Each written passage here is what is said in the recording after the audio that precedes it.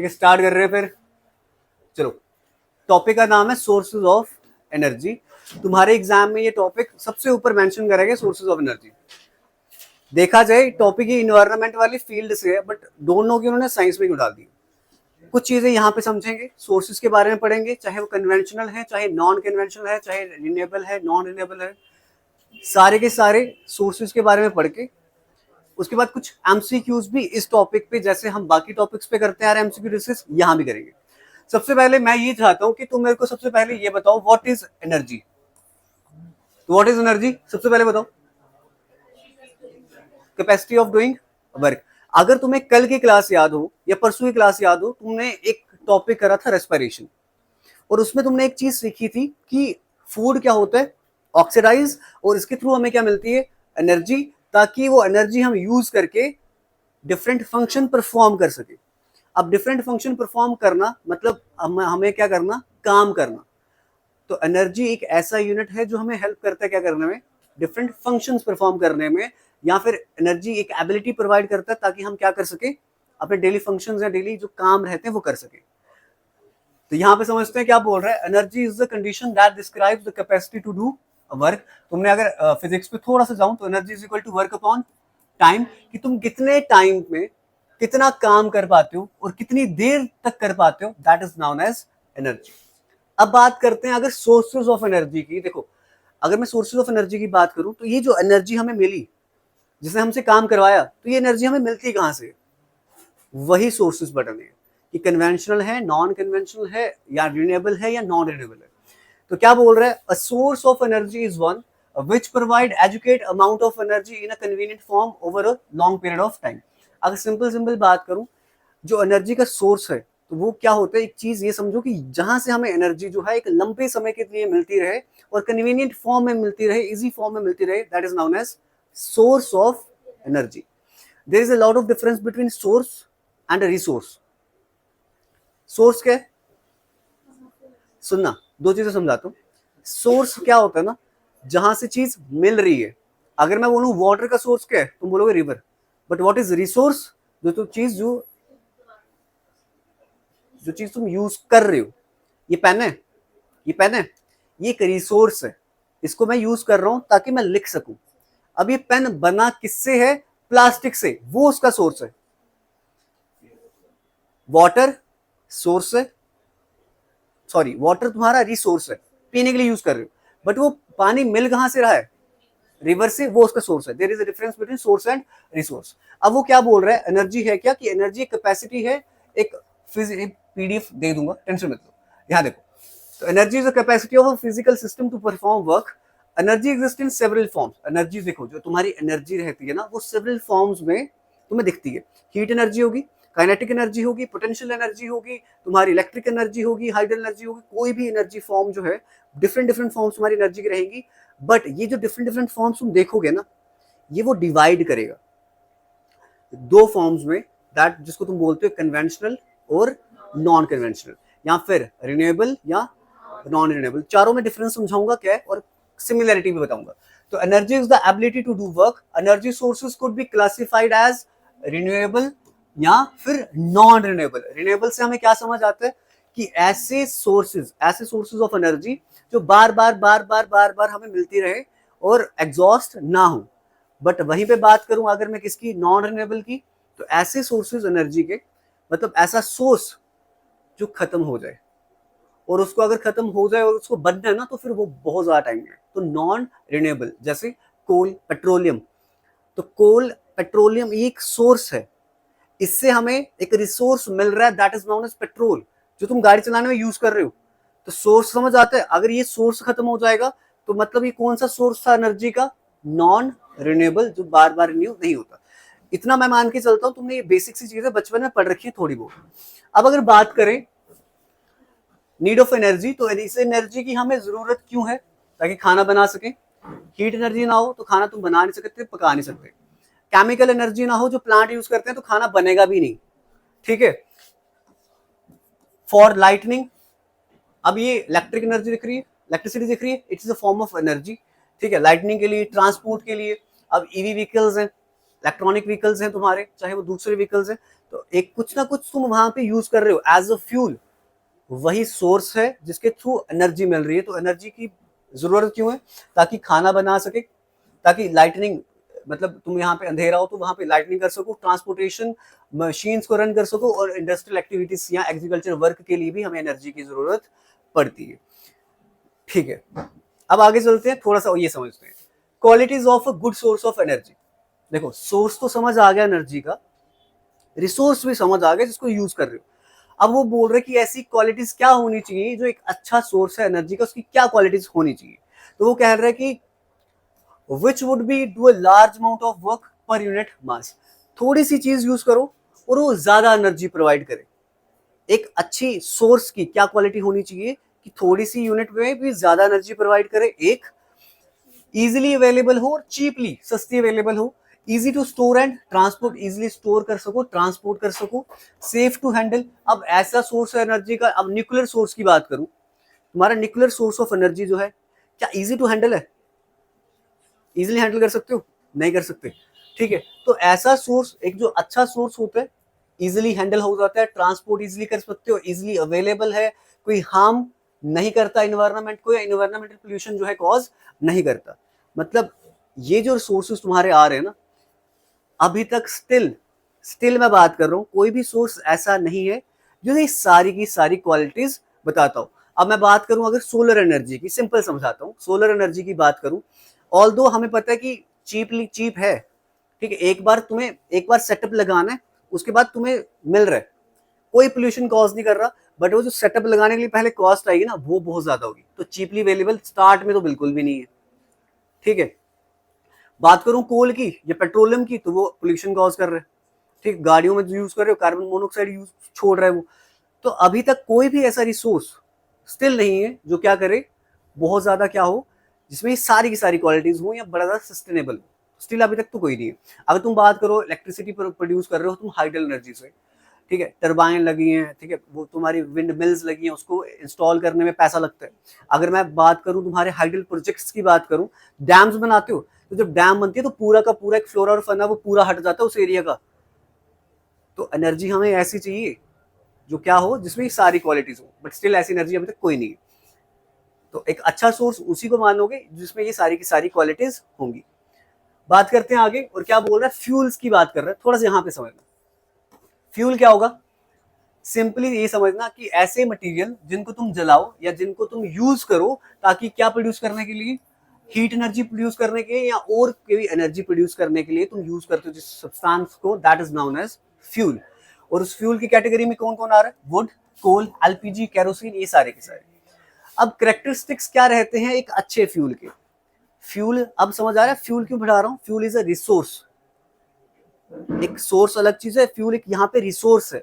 अब वो क्या बोल रहे हैं, एक अच्छे फ्यूल की क्या क्वालिटीज होनी चाहिए कि हाई कैलोरीफिक वैल्यू, मतलब कि कम यूनिट यूज करो, ज्यादा एनर्जी प्रोवाइड करे, ठीक है, जले बट बिना स्मोक के, प्रॉपर इग्निशन हो, टेम्परेचर हो, चीप और इजीली अवेलेबल हो, easy to handle, safe for transport and convenient to store और बर्न स्मूथली।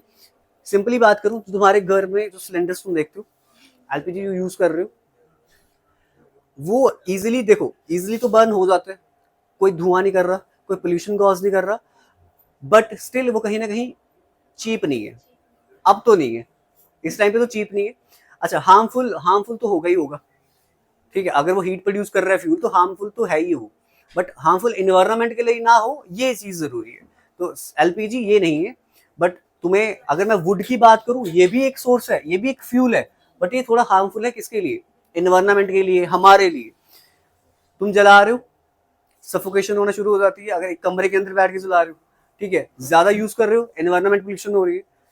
ये जो पढ़ा रहा हूँ ना स्टार्टिंग में, ये बेसिक है, ये बच्चों को पढ़ाया जाता है, इसलिए बेस तुम्हारा पहले स्ट्रॉन्ग कर रहा हूँ। अब आगे चलते हैं और अब बात करते हैं सोर्सेज ऑफ एनर्जी की। अब मेरी बात ध्यान से सुनना, हम बात कर रहे थे सोर्सेज ऑफ एनर्जी की, यहां पे मत देखना, पहले यहां देख। सोर्सेज ऑफ एनर्जी की बात करूं, सोर्सेज ऑफ एनर्जी की बात करूं, तुम्हें बहुत बार ना एनर्जी की जो ये डिफरेंशिएशन करते हैं ना, डिवाइड करते हैं, डिफरेंट डिफरेंट वे में करते हैं। सुनना, या तो वो क्या करते हैं, या इनको बोलते हैं, ये देखो कन्वेंशनल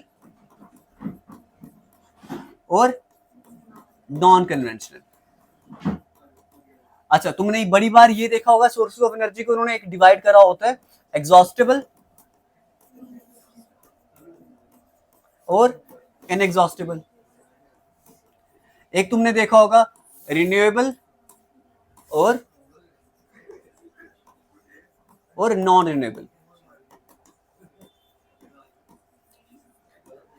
ये होता पता क्या, ये डिफरेंट डिफरेंट बेसिस पे ना डिफरेंट डिफरेंट इनकी डिफरेंशिएशन करते हैं टाइप्स, बट काम इनका सेम है, सबका काम एक ही है। समझना, अगर मैं बात करूं सोर्सेज ऑफ एनर्जी की और तुम्हें समझाने की कोशिश करूं, बात मत करो यार, बातें नहीं करो प्लीज। अगर मैं बात करूं सोर्सेज ऑफ एनर्जी की, तो दो टाइप मैंने पहले डिस्कस करी, that is conventional and non conventional. Conventional इतना समझना, जो तुम बहुत देर पहले से यूज करते आ रहे हो, स्टिल अभी भी वही सोर्स को यूज कर रहे हो। अब मेरे को एक चीज बताओ, गाड़ी चलाने के लिए तुम एक सोर्स यूज करते आ रहे हो स्टार्टिंग से लेके अब तक, वो क्या कर रहे हो, that is fuel, that is petrol या फिर डीजल, ये चीज यूज कर रहे हो, तो तुम बोलोगे इसको कन्वेंशनल, कि जो बहुत देर पहले से यूज कर रहे हो और अब भी वही यूज जो है उसका रहता है। जब मैं बात करूं नॉन कन्वेंशनल की, तुम बोलोगे ऐसे सोर्सेज जो अभी रिसेंट डेवलप हुए। सोलर एनर्जी पहले यूज करते थे, नहीं करते थे, अभी यूज करना शुरू करे। विंड एनर्जी पहले यूज करते थे, नहीं करते थे, अभी यूज करना शुरू करे। तो इसी वे में ना मैं तुम्हें डिफरेंस भी समझाऊंगा तीनों का, कि तीनों में सिमिलैरिटी क्या है, ये तीनों में डिफरेंसेस में सिमिलैरिटी क्या है और डिफरेंस क्या है। सिंपल सुनो, कन्वेंशनल सोर्स ऐसा सोर्स होगा जो पहले से लेके तुम अब तक यूज करते आ रहे हो और सब उसको अच्छे से जानते हैं। आग जलाने के लिए एक सोर्स तुम यूज करते थे, लकड़ी, स्टार्टिंग से लेके अब तक भी वो यूज करते आ रहे हो। नॉन कन्वेंशनल की बात करूं, तो ऐसे रिसोर्स या सॉरी ऐसे सोर्स जो अभी रिसेंट तुम्हारे जानने में आए हैं और उनको तुम पहले से यूज नहीं कर रहे उन सोर्सेज को, और वो कौन से हैं, जैसे सोलर एनर्जी या विंड एनर्जी। इसको रखो थोड़ा साइड पे, दिमाग में रखना, पहले से यूज कर रहे हैं और ये नए नए हैं। अब यहां पे आओ, मैंने बोला एग्जॉस्टेबल और इनएग्जॉस्टेबल। अब ये एग्जॉस्टेबल सोर्स ऐसे सोर्स होंगे जो with the passage of time या with the period of time ये खत्म हो जाएंगे, बट इनएग्जॉस्टेबल चाहे तुम जितने मर्जी यूज कर लो, खत्म नहीं होंगे। यहां पे आओ, रिन्यूएबल और नॉन रिन्यूएबल, मतलब रिन्यूएबल से ये समझना कि जो बार बार बार बार रिन्यू हो जाते हैं। बट अगर मैं बात करूं किसकी, नॉन रिन्यूएबल की, तो ऐसे रिसोर्सेज जो रिन्यू नहीं होते उनको बोला जाता है नॉन रिन्यूएबल। तो तुम्हारे दिमाग में एक चीज आनी चाहिए, तीन बेसिस पे उसने डिफरेंशिएशन कर दी, बट तीनों मैंने कहा इनमें से तीन सेम है और तीन अलग हैं, वो भी तीनों सेम है। वहां समझो, इसको थोड़ा सा मैं इसको रब कर रहा हूं और यहां पे समझना। देखो, पहले मैंने बोला कन्वेंशनल। कन्वेंशनल पता कौन से होंगे, जिनको तुम बहुत देर पहले से यूज करते आ रहे हो और तुम्हारे लिए वेल नोन ये है। अगर तुम इनको बहुत देर से यूज करते आ रहे हो तो कहीं ना कहीं ये खत्म होंगे, मतलब ये एग्जॉस्टेबल है, ठीक है, मतलब ये एग्जॉस्टेबल है, ठीक है।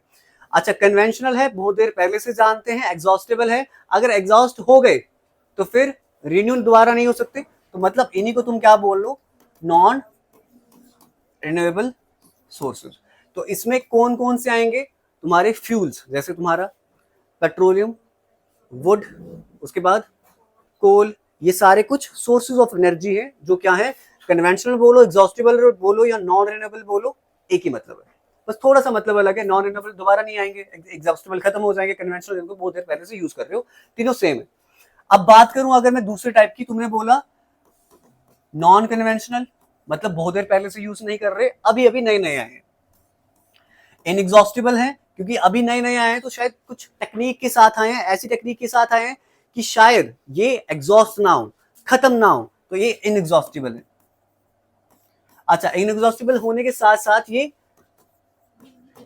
रिन्यूएबल भी है, क्योंकि टेक्नोलॉजिकल एडवांसमेंट हुई है, तो हम हमेशा ऐसे सोर्सेज की तलाश में रहेंगे जो इजीली रिन्यू भी हो जाए, पोल्यूशन भी कॉज ना करे, खत्म भी ना हो और नए हो।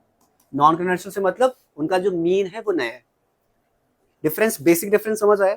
अब बात करते हैं तुम्हारी यहाँ पे कन्वेंशनल और non conventional sources of energy की। तो डिफरेंस समझते हैं। क्या बोल रहे हैं कि conventional source of energy are those that are commonly in use since long time, मतलब ऐसे सोर्सेज जिनको बहुत देर पहले से यूज करते आ रहे हैं और उनको सारे के सारे जितने भी पर्सन होंगे या उसके साथ वेल नोन अवेयर होंगे। अब बात करूं नॉन कन्वेंशनल की, तुम उसको ऐसी एनर्जी रेफर करोगे जो कुछ ही देर पहले आइडेंटिफाई करी गई है, एंड इसी को तुम क्या बोलोगे, इनएग्जॉस्टिबल। इसी को क्या बोलोगे, रिन्यूएबल।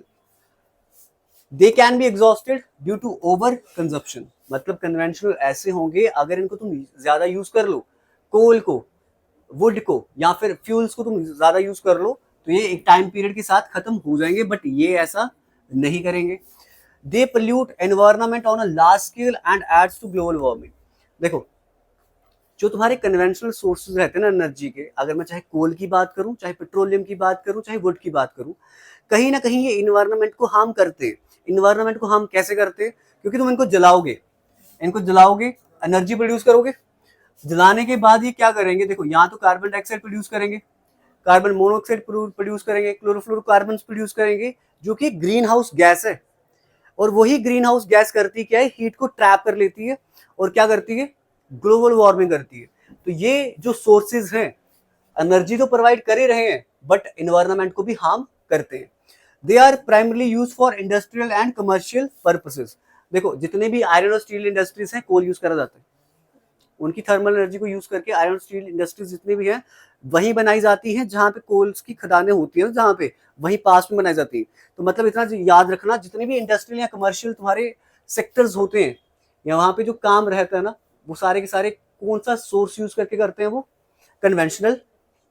और ये सारी की सारी क्या है, कॉस्टली है बहुत ज्यादा।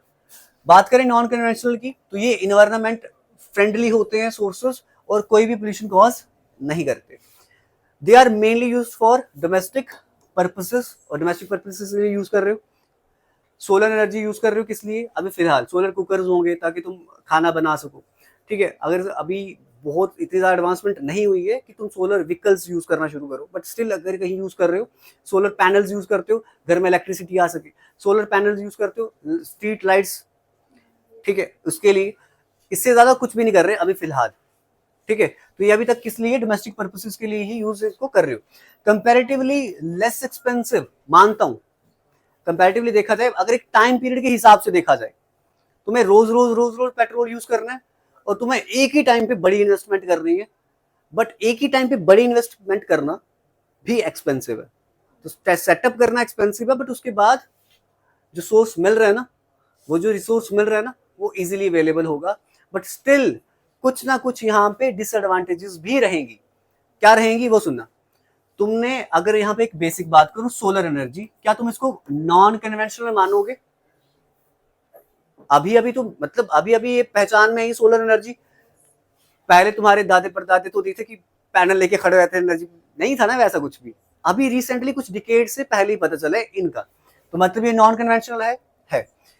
अच्छा, एग्जॉस्ट कभी खत्म नहीं होगा, जब तक 5-6 बिलियन तक सन तुम्हारा जिंदा है तब तक तो नहीं होगा, ठीक है। एनवायरमेंट फ्रेंडली है, पोल्यूशन कॉज नहीं करेगा सोलर एनर्जी, तो ये कन्वेंशनल है। अच्छा, डोमेस्टिक पर्पस के लिए यूज कर रहे हो अभी सोलर एनर्जी है। अच्छा, एक्सपेंसिव है बट पहला सेटअप, उसके बाद फिर तुम्हें फ्री मिल रहा है जो भी है। अब एक चीज सुनना, मैंने कहा कुछ ना, बेशक यहाँ पे फायदे बहुत सारे दिख रहे होंगे कि पोल्यूशन कॉज नहीं कर रहा, बट यहाँ पे कुछ उस एनर्जी के नुकसान भी होंगे। नुकसान पता क्या है, मेरे को एक चीज बताओ, अगर ऐसा हो गया 10 दिन बारिश हुई, फिर तुम क्या करोगे, फिर अंधेरे में बैठोगे। तो मतलब सोलर एनर्जी बेशक ही कन्वेंशनल है, बट नॉन कन्वेंशनल है, बट स्टिल यहाँ पे कुछ ना कुछ इनकी डिसएडवांटेजेस भी रहती है, चाहे वो ये है चाहे वो है। एक पोल्यूशन कॉज कर रहा है, बट अगर उसके लिए चाहिए, पोल्यूशन बेशक कॉज नहीं कर रहा, बट स्टिल कुछ ना कुछ डिसएडवांटेजेस की है। अच्छा, कन्वेंशनल सोर्सेज ऑफ एनर्जी क्या बोल रहा है, sources of energy which are known most of the people, fossil fuel, biomass या फिर बायोमास कुछ बताएगा? बायोमास के बायोमास के काउडंग बायोमास मान लिया मैंने। और डेड डिकेइंग मैटर जो बहुत देर से तुम्हारा पड़ रखा है जमीन के अंदर एंड उसको तुम एज अ फ्यूल यूज कर रहे हो, it is also known as biomass, वो भी बायोमास ही है। छोड़ो इसे। Fuel develop from the fossils, coal and petroleum जो है ये मिलते हैं फॉसिल से।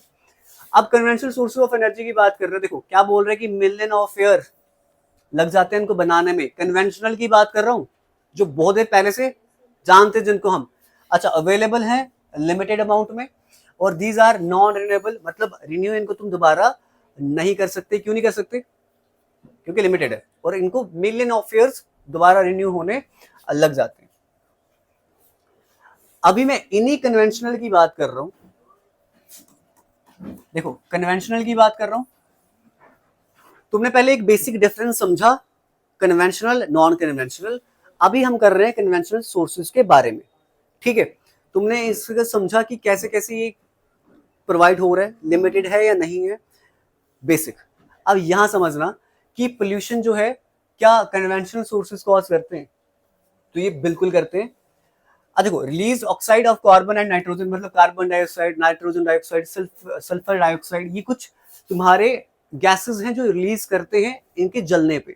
अगर तुम इनको यूज कर रहे हो सोर्सेज को तो इनके जलने पे कुछ ना कुछ रिलीज होगा, जो कि सारी की सारी गैसेस एसिडिक होती है नेचर में। तो ये क्या करती हैं? सॉइल की फर्टिलिटी कम करेंगी, एटमॉस्फेयर को गंदा करेंगी, एक चीज, ग्लोबल वार्मिंग बढ़ाएगी, तीसरी चीज, तो कुछ इसके क्या होंगे? डिसएडवांटेजेस भी होंगे। पोल्यूशन कॉज करेगा, produces large amount of CO2 in atmosphere, और जिसकी वजह से ग्लोबल वार्मिंग भी होती है। क्या मैं कन्वेंशनल सोर्सेज जो हैं इनको non renewable sources of energy बोल सकता हूं? क्या मैं इनको non renewable sources of energy बोल सकता हूं? दोनों सेम है। फॉसिल फ्यूल्स जो भी हैं, कोल, पेट्रोलियम, वुड, ये सारे के सारे नॉन कन्वेंशनल है और नॉन रिन्यूएबल है, इतना समझना। आगे चलते, दे दूंगा PDF, टेंशन मत लो। यहां देखो अब कैसे ये जो पोल्यूशन कॉज कर रहे हैं, जो पोल्यूशन कॉज कर रहे हैं कौन से? कन्वेंशनल रिसोर्सेज या नॉन रिन्यूएबल रिसोर्सेज। तो ये कंट्रोल कैसे करा जाए? तो increasing the efficiency of the combustion process. देखो एफिशिएंसी बढ़ा दी जाए, जो कंबशन प्रोसेस है उसकी एफिशिएंसी बढ़ा दी जाए। मतलब तुम्हें इतना पता है सबस्ट्रेट बचेगा, जो भी सोर्स कंप्लीटली यूज नहीं होगा उसका कुछ वेस्ट प्रोडक्ट बचेगा। वुड कंप्लीटली बर्न नहीं होता, ब्लैक कलर की क्या बोलते हैं उसको, धुआं छोड़ता है, क्या बोलते हैं? ऐश, मतलब जो भी है ऐश छोड़ेगा, जब कुछ भी है स्मोक छोड़ेगा ब्लैक कलर का, क्योंकि वो कंप्लीटली जल नहीं पा रहा। तो वही बोल रहे हैं कि अगर तुम चाहते हो कि जो तुम्हारे कन्वेंशनल सोर्सेज हैं, अगर वो पोल्यूशन उनकी तुम कंट्रोल करना चाहते हो कि पोल्यूशन कम करे, तो क्या करो, उनका जो कंबशन प्रोसेस है, जो उनको यूज करने का प्रोसेस है, जलाने का प्रोसेस है, उसको क्या कर दो? बढ़ा दो। मतलब वो कम कम यूज में भी ज्यादा एनर्जी प्रोवाइड करे ताकि वेस्टेज ना बचे। फिर वो बोल रहे हैं क्या करो, using various techniques to reduce the escape of harmful gases and ashes into the surrounding.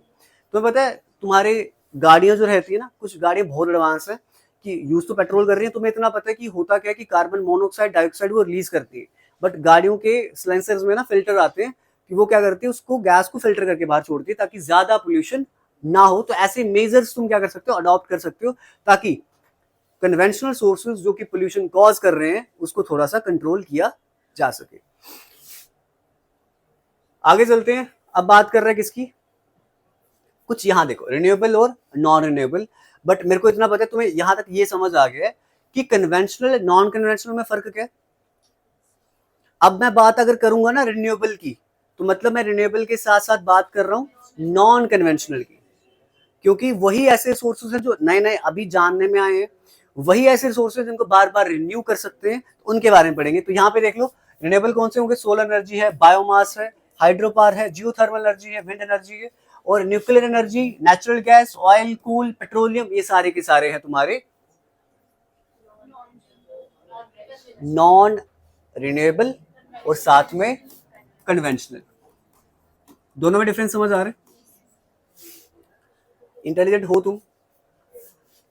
बात करते हैं रिन्यूएबल सोर्सेज ऑफ एनर्जी की पहले, क्योंकि कन्वेंशनल में ही कहीं ना कहीं हम नॉन रिन्यूएबल थोड़ा बहुत पढ़ चुके हैं, अभी बढ़ के आए हैं क्या, कोल के बारे में, पेट्रोलियम के बारे में, पोल्यूशन कैसे कॉज कर रहा है, कैसे रोका जा सकता है, वो सब पढ़ के आए हैं। अब यहाँ पे आओ, क्या बोल रहे हैं कि renewable sources of energy is derived from natural process that replenished constantly such as solar, wind, ocean energy, या तुम्हें ठीक है ocean, hydro power, biomass, geothermal sources and biofuels and hydrogen. ऐसे सोर्सेज ऑफ एनर्जी जिनको बार बार renew कर लिया जाए, ठीक है, बिना एनवायरनमेंट को हार्म करे, ऐसे सोर्सेज को बोला जाता है रिन्यूएबल सोर्सेज ऑफ एनर्जी। अब इसमें क्या क्या आता है, solar energy, wind energy, ocean energy. Ocean energy देखो पता कैसे यूज करते हो, ये एक प्रोसेस से रिसेंटली डेवलप कर रहा है कि टाइड्स आती है, एक तुम एक मशीन से डेवलप करते हो, टरबाइन से घूमती है, जिसके थ्रू मोटर लगा के, हर जगह एक चीज याद रखना, जितने भी ये पावर्स तुम्हें दिख रही है ना, जितने भी ये सोर्सेज दिख रही है ना, चाहे वो सोलर है, चाहे वो विंड है, एक ही चीज कर रहे हैं कहीं ना कहीं। अभी तक इनका बेसिक एक ही काम है, इलेक्ट्रिसिटी, जो इलेक्ट्रिकल एनर्जी है उसे जनरेट करना। फिलहाल इन सब का अभी तक एक ही काम है इन सोर्सेज का, इलेक्ट्रिसिटी या इलेक्ट्रिक एनर्जी को जनरेट करना, ताकि हम अपने डेली प्रोसेसेस या उन चीजों को आसान वे में कर सकें। जियोथर्मल एनर्जी भी किस लिए, जियोथर्मल एनर्जी तुम ऐसा समझ लो, ये एक टाइप ऑफ एनर्जी है, मतलब हीट समझ आ रही है तुम्हें, पता है कोल की कंबशन होगी, उससे हीट एनर्जी पैदा होगी, उसी हीट एनर्जी से ना कई बार इंडस्ट्रीज में कोई काम तुम बोलो चलाए जाते हैं, इलेक्ट्रिसिटी जनरेट करी जाती है, तो किसके थ्रू, इसी जियोथर्मल एनर्जी की वजह से। तो ये रिन्यूएबल सोर्सेज ऑफ एनर्जी है। बात करते हैं सबसे पहले तुम्हारी सोलर एनर्जी की। क्या बोल रहे हैं, sun is the primary source of energy, sunlight is clean renewable source of energy, it is sustainable resource. देखो एक कॉन्सेप्ट आता है बहुत इंपॉर्टेंट है, दैट मीन्स सस्टेनेबल। सस्टेनेबल को समझना, रिसोर्स समझ आता है, रिसोर्स क्या है, जो चीज तुम यूज कर रहे हो वो रिसोर्स है, उसका सोर्स क्या है, अगर सोलर एनर्जी का सोर्स क्या है, सन, सोर्स अलग चीज है। सस्टेनेबल चीजें समझना, तुमने सुना होगा बहुत बार चीजें होती है, सस्टेनेबल डेवलपमेंट होती है, सस्टेनेबल रिसोर्सेज की बात चल रही होती है, तो what do you mean by sustainable resource, या what do you mean by sustainable source, what do you mean by sustainable development, वो समझना। डेवलपमेंट हो रही है, रोड्स बन रहे हैं, बिल्डिंग बन रही है, इंफ्रास्ट्रक्चर बन रहा है, बट ये सब चीजें तुम डेवलप कर रहे हो फ्यूचर जनरेशन को ध्यान में रखते हुए, एनवायरनमेंट को हार्म नहीं कर रहे। समझ लो ये एक लैंड एरिया है, यहाँ पे एक एरिया है, एक गांव है, यहाँ पे फॉरेस्ट है, यहाँ पे क्या है, और तुम्हें पता है यहाँ से एक शॉर्टेस्ट वे है इस दूसरे गांव में जाने का, तो तुम्हें इतना सा फॉरेस्ट यहाँ से ना क्लियर करना पड़ता है। अब तुमने क्लियर कर दिया, फॉरेस्ट हटा दिया, जंगल काट रहे हो, एनवायरनमेंट को पोल्यूट कर रहे हो, ठीक है, कुछ नुकसान पहुंचा रहे हो, और तुम ये क्या कर रहे हो, सिंपल जंगल काट के रास्ता बना दिया, ये सस्टेनेबल वे नहीं है। तुमने देखा यहाँ पे कुछ पैचेस जो हैं खाली हैं, तुम क्या करो, जितने तुम वहां से तुमने पेड़ काटे, कुछ भी किया, तुम यहाँ पे उगा दो, मतलब तुमने फ्यूचर जनरेशन का भी सोचा, उस चीज को हार्म भी नहीं किया, प्लांटेशन भी दोबारा कर दी, डिफॉरेस्टेशन तो करी, प्लांटेशन भी दोबारा कर दी, एफॉरेस्टेशन भी कर दी। ये एक सस्टेनेबल वे है, ताकि क्या करा जा सके, डेवलपमेंट करी जा सके। रास्ता तो चाहिए था गांव से, बट डेवलपमेंट हुई बस एक सस्टेनेबल वे में।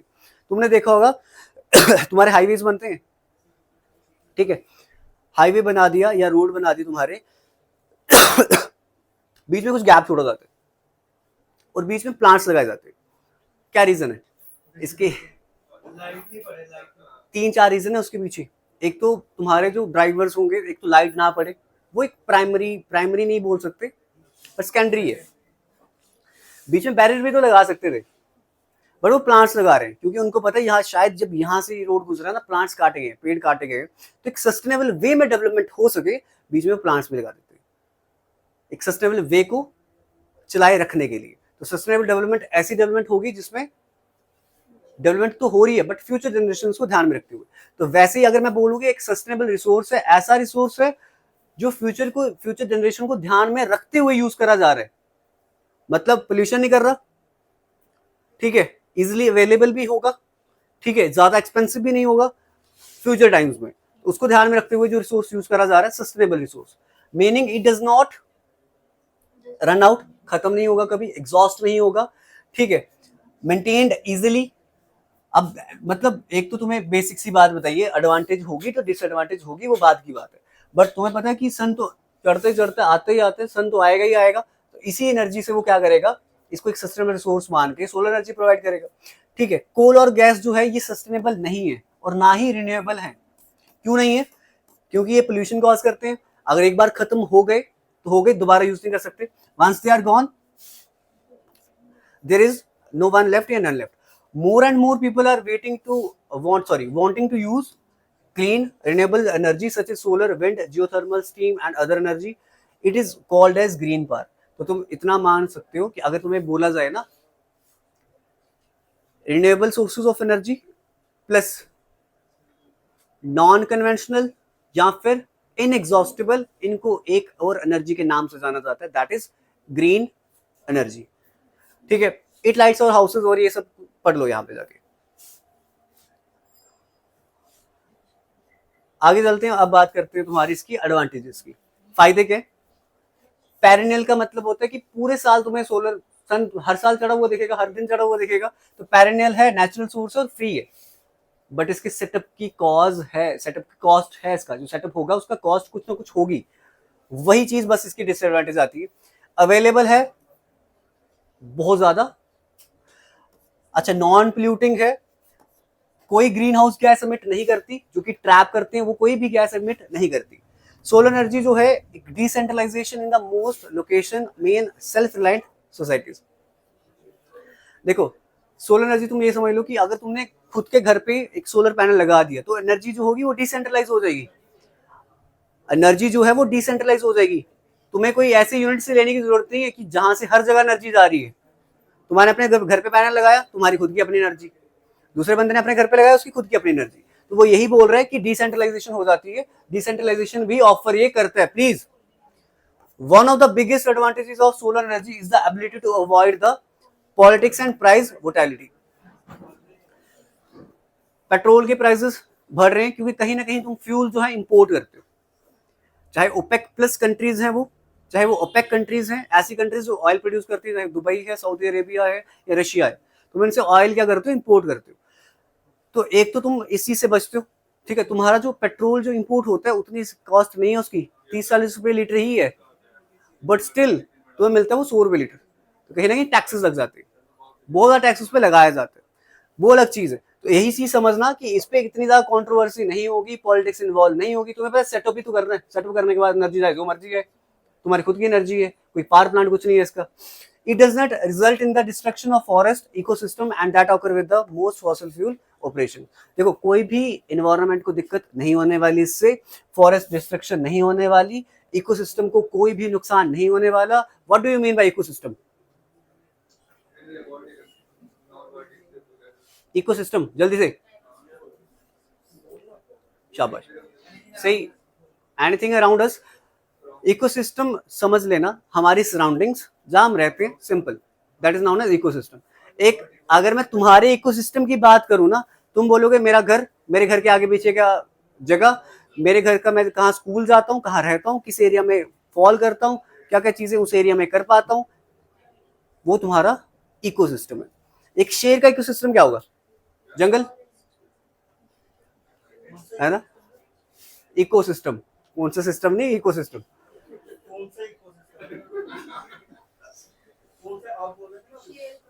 हाँ, लाइन का इकोसिस्टम देखा जाए तो क्या होगा? फॉरेस्ट। तुम्हारा क्या होगा? तुम्हारा अपना घर, इंस्टीट्यूट या फिर और कुछ जगह है, वो तुम्हें बताऊं। डिसएडवांटेजेस की बात करते हैं तो डिसएडवांटेजेस क्या है? देखो, dependent on change in season. अब सीजन चेंज हुआ, वेदर चेंज हुआ, तुम्हें इतना पता है गर्मियों में तो ठीक है सोलर एनर्जी मिल रही है, बारिश होना शुरू होगी, मानसून आ गए, सर्दियां आ गई, सन नहीं निकला, फिर तुम वही एक क्या करोगे, बैठना पड़ेगा अंधेरे में। ठीक है, उसके बाद वो क्या बोल रहे हैं, requires high initial investment. Starting में ना उसको प्रोडक्टिव यूज करने के लिए स्टार्टिंग में जो इन्वेस्टमेंट चाहिए वो बहुत ज्यादा चाहिए। ठीक है, solar system does not work at night, रात को काम नहीं करेंगे, और बैटरी एक बार खत्म हुई तो हुई, फिर बैठो दोबारा अंधेरे में। Solar electricity storage technology has not reach its potential yet. देखो तुम्हें इतना पता है इलेक्ट्रिसिटी के थ्रू तुम अपनी बैटरी चार्ज कर लेते हो और वो पोटेंशियली 1-2 दिन आराम से निकाल भी देती है, बट अभी तक इतनी एडवांसमेंट नहीं आई है कि सोलर एनर्जी के थ्रू हम अपनी बैटरीज को इतना चार्ज कर लें कि वो 2 से 3 दिन हमारे निकाल ले।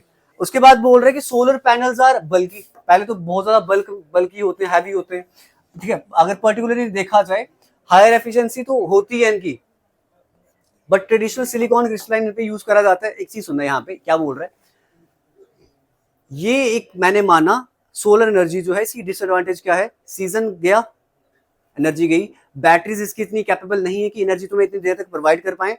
अगर सोलर पैनल्स पे धूल पड़ जाए तो एक एफिशिएंट वे में वो सोलर एनर्जी को ग्रैब नहीं कर पाएंगे, एनर्जी तुम्हें प्रोवाइड नहीं कर पाएंगे। तो ये कुछ इसकी डिसएडवांटेज। आज की क्लास में तुमने करे sources, resources, conventional, non conventional, renewable, non renewable, exhaustible, inexhaustible, advantages और डिसएडवांटेजेस। कन्वेंशनल सोर्सेज को ही तुम क्या बोलते हो, नॉन रिन्यूएबल या फिर एग्जॉस्टेबल। तो एक डिफरेंस है, बेसिक सा समझना। कल की क्लास में करेंगे बात तुम्हारी, अभी है एक सेकंड रुक जाओ, एक सेकंड रुक जाओ, विंड एनर्जी कल करेंगे, बट उससे पहले ये देख लो एक बार क्या बोल रहे हैं कि technologies for productive use of solar energy. अब इसी सोलर एनर्जी को अगर हमने प्रोडक्टिवली यूज करना है ना, तो क्या क्या टेक्नोलॉजीज जो अब तक डेवलप करी गई है, क्या क्या टेक्नोलॉजीज हो सकती हैं वो देखते हैं। Solar energy can be use to generate electricity, जानते सारे, थ्रू सोलर फोटोवोल्टिक सेल्स। किसके थ्रू, जो पैनल्स रखते हैं फोटोवोल्टिक सेल्स होते हैं, उसके थ्रू ही क्या होता है, जो क्या करते हो तुम अपनी सोलर एनर्जी जो है जनरेट कर पाते हो। Solar radiation get converted into DC electricity directly, मतलब डीसी मतलब डायरेक्ट करंट। जैसा करंट तुम्हारी बैटरीज प्रोवाइड करती है वो डायरेक्ट है, बट ये जो तुम्हारा अभी करंट इस टाइम पे लाइट आती है ना, जो करंट ये अल्टरनेटिंग करंट है, वेरी करते हैं, कभी वोल्टेज कम हो रही है कभी ज्यादा हो रही है। बट जो तुम्हारा इन्वर्टर है, जो बैटरी है, वो जो करंट प्रोवाइड करती है वो डायरेक्ट करंट प्रोवाइड करती है, जैसा वो स्टार्टिंग में था खत्म होने तक वैसे ही करंट प्रोवाइड करेगा। तो डायरेक्ट करंट क्या बोल रहा है कि ये क्या करते हैं, सोलर एनर्जी जो है डायरेक्ट करंट प्रोवाइड करती है। The generated electricity can either be used as it's can be stored in the battery. वही सेम प्रोसीजर है कि बैटरी में अगर हम इसको अच्छे से स्टोर करना शुरू कर दें एक सही वे में, तो क्या होगा, इसको हम एक ऐसा सोर्स मान सकते हैं जो इजीली हमारे लिए अवेलेबल हो, हमें एनर्जी ज्यादा प्रोवाइड करे। और स्टोरेज, सबसे बड़ी दिक्कत पता है कहाँ आ रही है, स्टोरेज में आ रही है कि ये जो एनर्जी सोलर एनर्जी मिल रही है इसको बैटरी में तुम उस वे में स्टोर कर नहीं पा रहे, ठीक है। सबसे बड़ी दिक्कत यही आ रही है। अगर तुमने इसको स्टोर करना शुरू कर दिया तो तुम इस टेक्नोलॉजी का प्रोडक्टिव यूज कर सकते हो। इतना रख रहा हूं, wind energy, geothermal energy, ocean energy, उसके बाद टाइडल एनर्जी, उसके बाद